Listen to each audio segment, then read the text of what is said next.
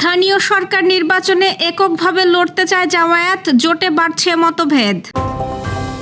হবিগঞ্জে হামলা ঘিরে ফেসবুকে জামায়াত এনসিপির বাদানুবাদ। মিরপুর 10 ও ফার্মগেট মেট্রো স্টেশনে বোমা সদৃশ বস্তু বোমা নয়, চলাচল স্বাভাবিক। আবারও সাফের সভাপতি নির্বাচিত হয়েছেন কাজী সালাউদ্দিন। আগস্ট জুড়ে বেশি বৃষ্টির আভাস, বন্যার শঙ্কা। বাংলাদেশ সহ 50 দেশের নাগরিকদের জন্য যুক্তরাষ্ট্রে ভিসা বন্ড স্থায়ী। রাষ্ট্রপতি পদে আলোচনায় 3 নাম, সিদ্ধান্তের অপেক্ষায় রাজনৈতিক অঙ্গন। দর্শক, শুনছিলেন সন্ধ্যার খবরের প্রধান শিরোনাম, এবার বিস্তারিত। তার আগে আমাদের ইউটিউব চ্যানেল সাবস্ক্রাইব করুন এবং সব খবর পেতে ফেসবুক পেজ ফলো করে রাখার পাশাপাশি ওয়েবসাইট ভিজিট করুন। স্থানীয় সরকার নির্বাচনকে সামনে রেখে 11 দলীয় ঐক্যের মধ্যে কৌশলগত মতভেদ স্পষ্ট হয়ে উঠেছে। জামায়াতে ইসলামী এককভাবে নির্বাচনে অংশ নেওয়ার পক্ষে অবস্থান নিয়েছে, তবে জোটের কয়েকটি দল জাতীয় নির্বাচনের মতো স্থানীয় সরকার নির্বাচনেও সমন্বিত কৌশল ও আসন ভিত্তিক সমঝোতা চায়। সূত্র জানাচ্ছে, জামায়াতের সঙ্গে সমঝোতা না হলে বাংলাদেশ খেলাফত মজলিস ও খেলাফত মজলিস বিকল্প নির্বাচনী বোঝাপড়ার উদ্যোগ নিতে পারে।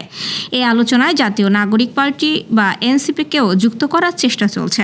এদিকে নির্বাচন কমিশন অক্টোবর থেকে ধাপে ধাপে স্থানীয় সরকার নির্বাচন আয়োজনের প্রস্তুতি নিচ্ছে। শুরুতে ইউনিয়ন পরিষদ ও পৌরসভা নির্বাচন এবং পরে সিটি কর্পোরেশন সহ অন্যান্য স্তরের নির্বাচন হওয়ার সম্ভাবনা রয়েছে। রাজনৈতিক দলগুলোও ইতোমধ্যে সাংগঠনিক প্রস্তুতি ও প্রার্থী বাছাই শুরু করেছে। জামায়াতের নেতারা বলছেন, স্থানীয় সরকার নির্বাচন দলীয় সাংগঠনিক শক্তি ও স্থানীয় নেতৃত্ব যাচাইয়ের বড় সুযোগ। ইউনিয়ন পরিষদ থেকে সিটি কর্পোরেশন পর্যন্ত বিপুল সংখ্যক পদে কেন্দ্রীয়ভাবে সমঝোতা করা বাস্তবসম্মত নয়, তবে স্থানীয় পর্যায়ে প্রয়োজন হলে সমঝোতার সুযোগ থাকবে।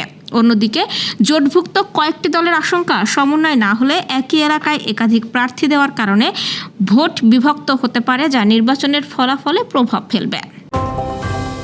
হবিগঞ্জে এনসিপির পদযাত্রায় হামলার ঘটনাকে কেন্দ্র করে ফেসবুকে জামায়াত ও এনসিপির নেতাকর্মীদের মধ্যে পাল্টাপাল্টি বক্তব্য চলছে। এনসিপির অভিযোগ, জামায়াত দেরিতে ও নরম ভাষায় প্রতিবাদ জানিয়েছে।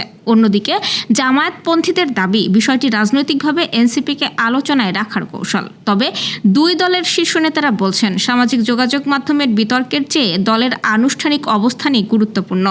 11 দলীয় জোটও হামলার নিন্দা জানিয়ে এনসিপির পাশে থাকার ঘোষণা দিয়েছে। রাজধানীর মিরপুর 10 ও ফার্মগেট মেট্রো রেল স্টেশনের নিচে আজ সকালে বোমা সদৃশ 2টি পরিত্যক্ত বস্তু পাওয়া যাওয়ার খবরে জনমনে সাময়িক আতঙ্ক সৃষ্টি হয়। খবর পেয়ে ঢাকা মেট্রোপলিটন পুলিশের সংশ্লিষ্ট থানা পুলিশ, ঊর্ধ্বতন কর্মকর্তারা এবং counter terrorism and transnational crime CTTC ইউনিটের বোম ডিসপোজাল টিম দ্রুত ঘটনাস্থলে পৌঁছে নিরাপত্তা ব্যবস্থা জোরদার করে। প্রথম ঘটনায় মিরপুর 10 মেট্রো রেল স্টেশনে বোমা সদৃশ বস্তু রয়েছে এমন সংবাদের ভিত্তিতে সিটিটিসির বোম ডিসপোজাল ইউনিট দ্রুত ঘটনাস্থলে পৌঁছে সন্দেহজনক ব্যক্তি এক্স-রে পরীক্ষার মাধ্যমে পর্যবেক্ষণ করলে এর ভেতরে কোটা সদৃশ্য একটি ইমেজ দেখা যায়। পরবর্তীতে স্ট্যান্ডার্ড অপারেটিং প্রসিডিউর অনুসরণ করে ফ্রাঞ্চিবল ডিসরাপ্টর ব্যবহার করে নিরাপদে বস্তুটি নিষ্ক্রিয় করার ব্যবস্থা নেওয়া হয়। পরে ব্যাগটি পরীক্ষা করে দেখা যায় এর ভেতরে জর্দার একটি কৌটা ও পান ছিল।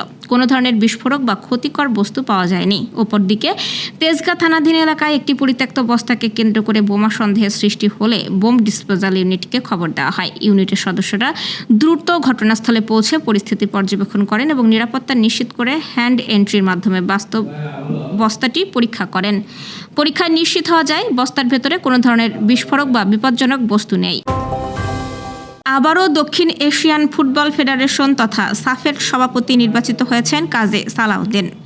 শনিবার ভুটানের থিম্পুতে বিনা প্রতিদ্বন্দ্বিতায় টানা 5ম মেয়াদে সভাপতি নির্বাচিত হন বাংলাদেশ ফুটবল ফেডারেশনের সাবেক এই সভাপতি। বিনা প্রতিদ্বন্দ্বিতায় তার হওয়া প্রায় নিশ্চিত হয়েই ছিল। তারপর কংগ্রেস থেকে মিছিলে আনুষ্ঠানিক সিদ্ধান্ত। সাফের গঠনতন্ত্রের ধারা 24.2 অনুযায়ী উপযুক্ত প্রার্থীর সংখ্যা উপলব্ধ পদের সংখ্যাকে অতিক্রম না করায় প্রার্থীরা সর্বসম্মতিক্রমে নির্বাচিত করেন তাকে। কাজী সালাউদ্দিন 2009 সাল থেকে সাফের সভাপতি হিসেবে দায়িত্ব পালন করে আসছেন। এতদিন নিয়ম ছিল 70 বছরের ঊর্ধ্বে কেউ সাফের নির্বাহী কমিটির কোনো পদে প্রার্থী হতে পারবেন না, কিন্তু গত বছর কলম্বোয় সাফের বিশেষ সাধারণ সভায় সর্বসম্মতিক্রমে বয়সের সীমা তুলে দেওয়া হয়। আগস্ট জুড়ে দেশ জুড়ে স্বাভাবিকের চেয়ে বেশি বৃষ্টিপাত হতে পারে বলে পূর্বাভাস দিয়েছে বাংলাদেশ ওয়েদার অবজারভেশন টিম। সংস্থাটি জানিয়েছে, বঙ্গোপসাগরে 2 থেকে 3টি মৌসুমী লঘুচাপ বা নিম্নচাপ সৃষ্টি হতে পারে, যার প্রভাবে দেশের বিভিন্ন অঞ্চলে ভারী বৃষ্টি ও বন্যার ঝুঁকি বাড়বে। পূর্বাভাস অনুযায়ী মাসের শুরুতে রংপুর, সিলেট ও ময়মনসিংহে ভারী বৃষ্টি হতে পারে। দ্বিতীয় সপ্তাহে খুলনা, বরিশাল, ঢাকা ও চট্টগ্রামের বৃষ্টির প্রবণতা বাড়বে। মাসের শেষ ভাগেও ভারী বৃষ্টির কারণে কয়েকটি নদ নদীর পানি বিপদসীমা অতিক্রম করতে পারে, তবে আগস্টে বড় ধরনের ঘূর্ণিঝড় বা তাপপ্রবাহের আশঙ্কা নেই। বাংলাদেশ সহ 50টি দেশের নাগরিকদের জন্য ভিসা, বন্ড বা জামানত ব্যবস্থা স্থায়ী করেছে যুক্তরাষ্ট্র। আগামী 3 আগস্ট থেকে কার্যকর হওয়া এই নীতির আওতায় ব্যবসা B1 ও পর্যটন B2 ভিসার ক্ষেত্রে কনসুলার কর্মকর্তারা প্রয়োজনীয় অনুযায়ী সর্বোচ্চ $20,000 পর্যন্ত বন্ড জমা দিতে বলতে পারবেন। এর উদ্দেশ্য ভিসার মেয়াদ শেষ হওয়ার পর যুক্তরাষ্ট্রে অবৈধভাবে অবস্থান বা ওভারস্টে কমানো। মার্কিন স্টেট ডিপার্টমেন্ট জানিয়েছে, পাইলট প্রকল্পের ইতিবাচক ফলের ভিত্তিতে এই সিদ্ধান্ত নেওয়া হয়েছে। তবে অভিবাসন আইনজীবী ও মানবাধিকার কর্মীরা বলছেন, এত বড় অঙ্কের জামানত বৈধ ভ্রমণকারীদের জন্য অতিরিক্ত আর্থিক চাপ তৈরি করতে পারে এবং অনেক আবেদনকারী নিরুৎসাহিত হবেন। নতুন রাষ্ট্রপতি নির্বাচনকে ঘিরে রাজনৈতিক অঙ্গনে জোর আলোচনা চলছে। বিভিন্ন নাম আলোচনায় থাকলেও বিএনপির অভ্যন্তরে সবচেয়ে বেশি উচ্চারিত হচ্ছে 3 নেতার নাম। তারা হলেন বর্তমান ভারপ্রাপ্ত রাষ্ট্রপতি ও স্থায়ী কমিটির সদস্য হাফিজ উদ্দিন আহমেদ, স্থায়ী কমিটির সদস্য অধ্যাপক ডক্টর আব্দুল মঈন খান এবং দলের মহাসচিব মির্জা ফখরুল ইসলাম আলমগীর। দলীয় সূত্র বলছে, বিএনপির সর্বোচ্চ নীতি নির্ধারণী ফোরামের বৈঠকে রাষ্ট্রপতি পদ নিয়ে আলোচনা হতে পারে, যদিও এখনও কোনো নাম আনুষ্ঠানিকভাবে চূড়ান্ত হয়নি। সম্ভাব্য প্রার্থীদের সাংবিধানিক অভিজ্ঞতা, আন্তর্জাতিক গ্রহণযোগ্যতা, রাজনৈতিক ভাবমূর্তি ও রাষ্ট্র পরিচালনায় সক্ষমতার বিষয় গুরুত্ব দিয়ে বিবেচনা করা হচ্ছে। নির্বাচন কমিশন রাষ্ট্রপতি নির্বাচনের তফসিল ঘোষণার পর দল আনুষ্ঠানিকভাবে প্রার্থীর নাম ঘোষণা করবে। তাই রাজনৈতিক অঙ্গনে আলোচনা চললেও চূড়ান্ত সিদ্ধান্ত এখনও শীর্ষ নেতৃত্বের হাতেই রয়েছে। দর্শক, এ ছিল সন্ধ্যার আয়োজন। রাতের খবর দেখার আমন্ত্রণ রইল। এতক্ষণ সাথে থাকার জন্য ধন্যবাদ।